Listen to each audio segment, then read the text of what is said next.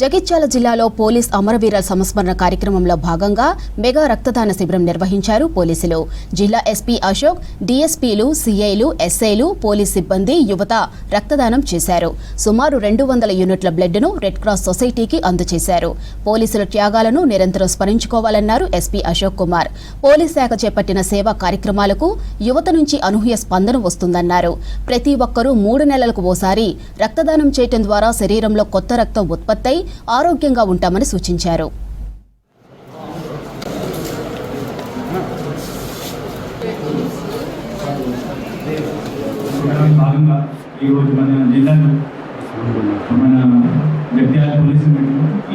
Police department blood donation camp మనం ఏర్పాటు చేస్తున్నాం. ఈ కార్యక్రమంలో సుమారు 200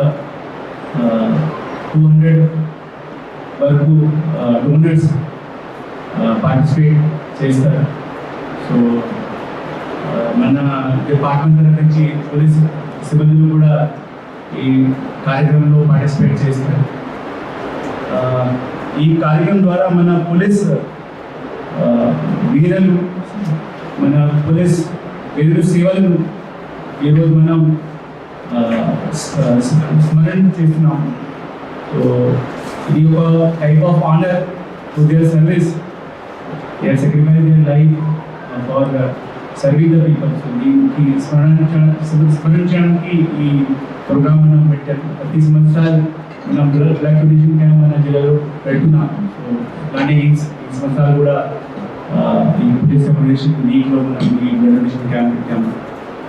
So I like to thank all the Jagtial citizens who have participated and always supported such kind of activities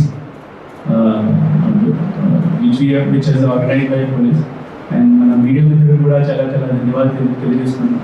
ఎందుకంటే ఈ మొత్తం వీక్లో మీరు కూడా ఈ ప్రోగ్రామ్స్కి చాలా స్ప్రెడ్ చేశారు. మన